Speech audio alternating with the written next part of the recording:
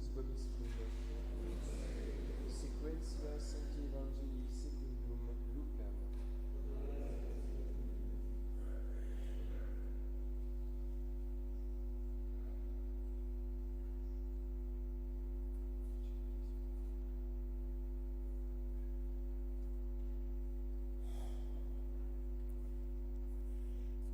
La 15e année du règne de Tibère César, Ponce Pilate étant gouverneur de Judée, Hérode, tétrarque de Galilée, Philippe son frère, tétrarque d'Iturée et du pays de Traconite, Lysanias, tétrarque d'Abilène, sous les grands prêtres Anne et Caïphe, la parole de Dieu fut adressée à Jean, fils de Zacharie, dans le désert.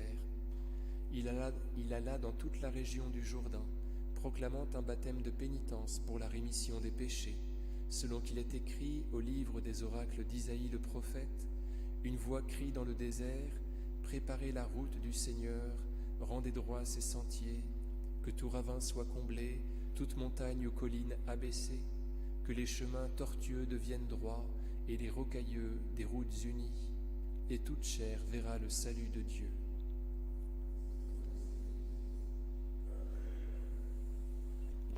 Chers amis, le juge, c'est le Seigneur. Nous n'avons pas le droit de juger. Nous n'avons pas le droit de nous juger nous-mêmes, dans un sens comme dans l'autre, vous voyez. Si notre conscience nous reproche des choses, c'est au Seigneur de voir. On doit faire comme Jeanne d'Arc. Si je ne suis pas en état de grâce, que Dieu m'y mette. C'est lui qui me juge, c'est lui qui me sauve. Dans l'autre sens aussi, ce n'est pas parce que ma conscience ne me reproche rien que je suis justifié pour autant. Mon juge, c'est le Seigneur. Le Seigneur veut que notre confiance aille jusque-là. Un petit enfant, il nous demande d'être comme des petits-enfants, ne se préoccupe pas de savoir ce genre de choses. Nous devons être tout simplement renseignés par l'Esprit Saint, qui nous pousse vers le sacrement de la pénitence, voilà, tout simplement, qui nous pousse à demander pardon. Mais sinon, c'est lui qui fait. On reste tranquille, voilà. C'est lui, c'est le Seigneur qui éclairera les secrets des ténèbres et manifestera les intentions des cœurs. Vous voyez ?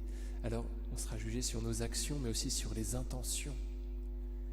C'est pour ça que, vous savez, dans un évangile, on entend « l'une sera prise, l'autre laissée ». Parce qu'apparemment, elles faisaient la même chose. Elles étaient toutes les deux à moudre.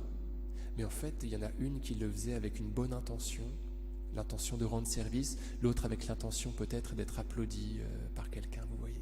Donc Jésus sait non seulement les actions cachées, mais il sait l'intérieur avec lequel ces actions cachées sont faites.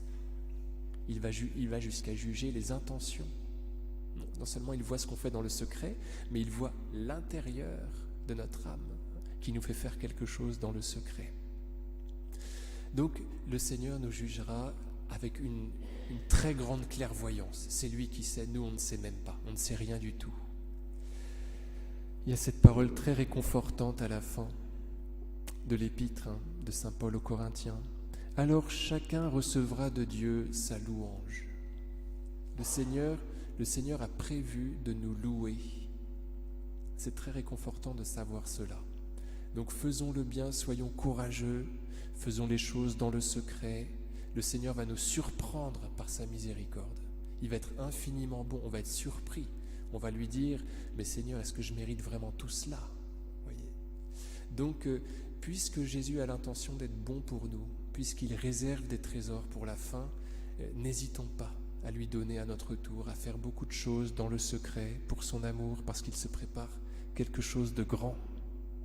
Au nom du Père et du Fils et du Saint-Esprit, ainsi soit-il.